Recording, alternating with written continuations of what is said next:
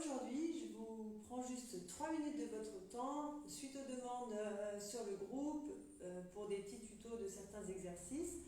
Aujourd'hui, on va faire un petit point sur le cobra et le chien tête en haut. D'accord? Voilà, sur les différences, mais aussi sur ce qu'il faut faire pour bien le faire. C'est vraiment une des postures de yoga que je trouve moi très sensible, où on peut vraiment se faire mal si elle est mal réalisée. Par contre, si elle est bien faite, c'est très très bénéfique pour étirer la colonne et soulager justement toutes les douleurs du dos et en même temps muscler le haut du corps. Ok? Donc, première étape pour quand vous êtes débutant, c'est le cobra. On ne passe pas directement d'une pratique de yoga zéro au chien tête en haut. Le cobra, c'est vraiment l'étape importante. Pour aller d'abord au sol, il y a plusieurs façons de faire. D'accord? Soit je viens vraiment version très débutante, je pose les coudes, je me mets à plat ventre, main de chaque côté de la poitrine. Deuxième solution, ce qu'on a vu pendant certains cours de yoga, la reptation, pose les coudes, expire, pose le corps sur le sol. Troisième niveau, je pars d'une planche avec les genoux ou sans les genoux, je descends au sol. Ok? Alors, pour le cobra, première étape, placement des mains bien à plat de chaque côté de la poitrine. Ok? Ici, tu ne vas pas, comme je fais moi, lever le menton. On n'est pas sur une extension de la nuque. On est sur une extension du haut du dos. Donc, par contre, mon menton est rentré, ma nuque est bien dans le prolongement de la colonne. Au niveau des jambes, surtout ce que je ne veux pas, c'est que tu forces avec le bas du dos. Je dis bien qu'on est dans une extension haut du dos. Le bas du dos, il est relâché. Si tu as le coccyx sacro-iliaque sensible, tu peux mettre les orteils vers l'intérieur et les talons un petit peu vers l'extérieur pour défroisser et enlever le pincement dans la sacro-iliaque. Ok? Donc, tu es ici. D'abord, tu as le front au sol. Ok. Ici, déjà, quand tu as le front au sol, tu viens te placer. Donc, tu vas descendre tes omoplates, éloigner les épaules des oreilles. Ok? Tu es détendu ici au niveau bas du dos. Et là, tu vas vraiment penser d'abord à activer ta sangle abdominale. Ce n'est pas parce que je suis sur une extension du dos que mon ventre est relâché. Donc mon transverse, muscle profond du ventre, est tonique. Sur une expiration, tu expires et là, tu vas vraiment chercher à rapprocher tes omoplates. Je suis dans une extension du dos. Je cherche, je replace mes mains de façon à rapprocher mes omoplates.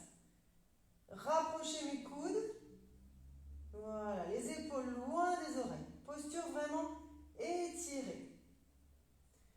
Pas d'épaule vers les oreilles, pas en cherchant à cambrer absolument. Je monte selon ma souplesse naturelle. Si je veux vérifier que mes épaules sont bien le guide de mon mouvement, épaule, épaule, épaule, et bien simplement, je vais pouvoir lâcher les mains et sentir que je suis tonique dans le haut du dos. Mon ventre aussi est serré. Je repose, je relâche et pour récupérer oreille sur le tapis, bras le long du corps. Ok. Après ça, le chien tête en haut, c'est simplement un prolongement de ce mouvement. D'accord? Donc tu fais un beau cobra, bien étiré avec une montée qui part vraiment de ton haut du dos, de tes épaules. Et simplement, tu continues de monter. Si tu es débutante en chien tête en haut, moi, ce que je te conseille, c'est de venir faire le chien tête en haut, ici, avec un bolster. Donc, je viens m'allonger sur le bolster. Ok, j'ai les mains de chaque côté de la poitrine. Là, je suis en cobra, donc je n'ai pas besoin de poser les mains. Je vérifie déjà que mes épaules sont bien reculées, ma nuque dans le prolongement, bien tonique dans le haut du dos.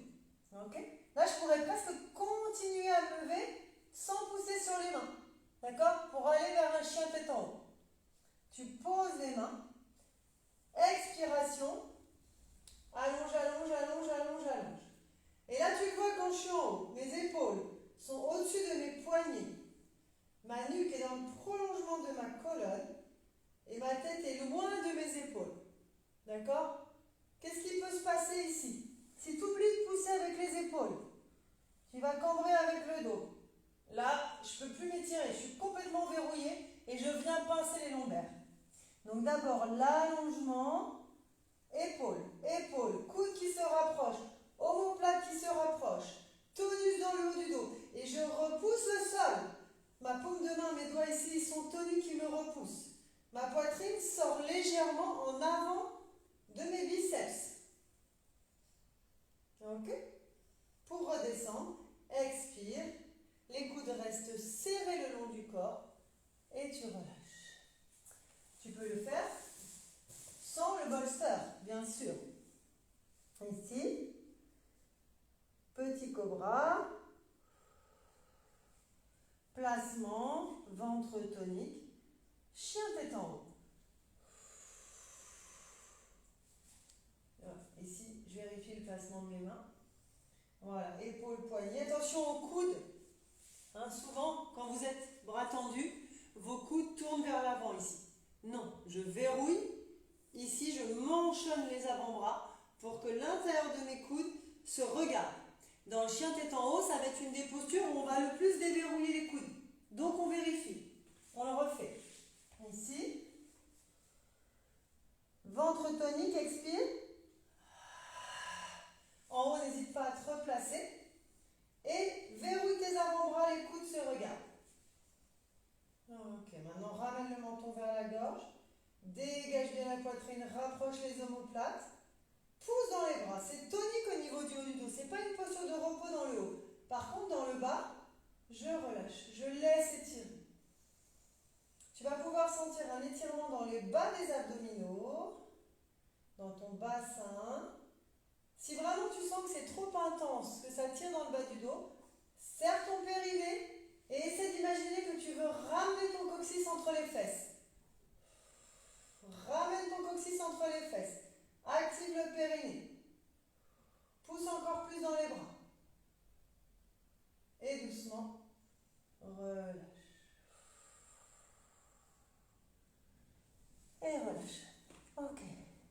Si jamais tu manques un petit peu de force pour venir monter dans le chien tête en haut. C'est vrai qu'au niveau des épaules, je fais une petite posture de l'enfant en recul. Lorsqu'on va venir dans le travail du chien tête en haut, souvent la grosse difficulté, comme de la descente en planche vers le sol, ça va être la force dans les bras et dans les épaules. On peut tout à fait compenser ça pour quand même travailler le chien tête en haut pour ses bénéfices au niveau du dos. Donc, soit tu vas venir le faire sur une chaise. On l'avait vu dans un précédent exercice où j'étais en chien tête en bas. Je viens sur mes bras tendus. J'active le périnée. Je ramène mon coccyx entre mes fesses. Allongement de la colonne. Chien tête en haut avec la chaise. Attention ici, repousse en expirant. Verrouille bien la sangle abdominale. Okay, ça, c'est la première version. Deuxième version, tu vas partir à quatre pattes. Attention ici, tu vas avoir les genoux écartés et tu vas écarter un petit peu les pieds vers l'extérieur pour dépincer la sacro-iliaque comme tout à l'heure. En version pas trop intense, je place un bolster pour soulager mon bassin. Donc je suis dans le quatre pattes. Ici. Mes pieds vers l'extérieur, mes genoux un tout petit peu plus à l'intérieur que mes pieds. Mes mains sont sous mes épaules, je les avance d'une longueur de main. J'ouvre, je place mes omoplates. Et là, ici, activation du périnée. Expire, pousse dans les mains, pousse dans les mains, pousse dans les mains. Active les omoplates, active bien. Fais attention à tes coudes. Laisse reposer le bassin. Ici, sur le coussin. Coccyx entre les fesses.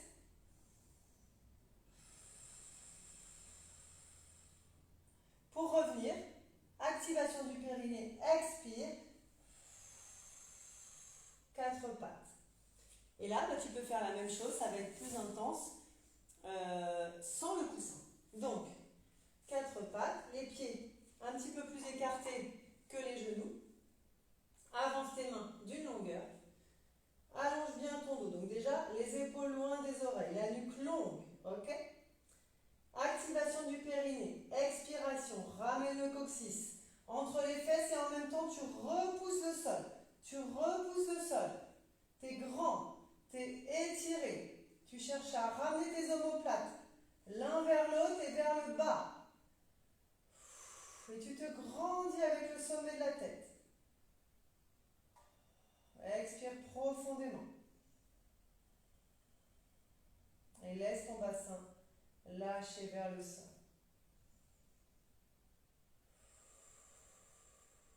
Activation du périnée. Expiration. Toujours doucement sur le retour des extensions. Posture de l'enfant. Expire. Voilà.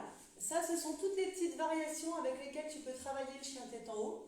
Sur toi, dis-toi une chose. Sur les extensions de la colonne vertébrale, globalement, à part une pathologie particulière, on est quasiment tous capables de le faire. La seule chose qui bloque, c'est l'appréhension.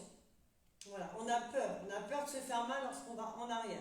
Mais on peut très bien se faire mal en allant en avant avec le dos, si on le fait mal, ok?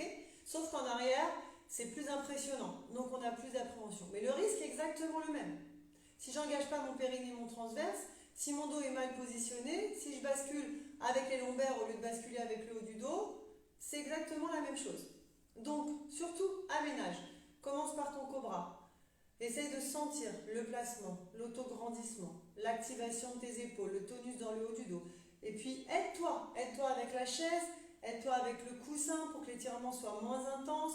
Pars du 4 pattes avant de pouvoir faire vraiment le mouvement complet. Si jamais tu fais des salutations au soleil, pardon, je suis pas allée tout à fait au bout.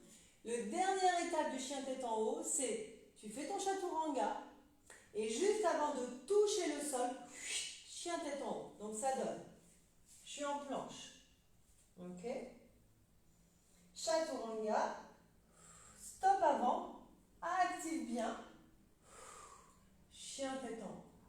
Mais là, il faut pour faire ça que tu maîtrises vraiment la sensation que ton chien tête en haut, il vient dans tes épaules, il ne vient pas dans tes lombaires. Voilà, j'espère que ça a été clair pour vous, que ça va vous aider à bien pratiquer cette posture que je trouve super intéressante.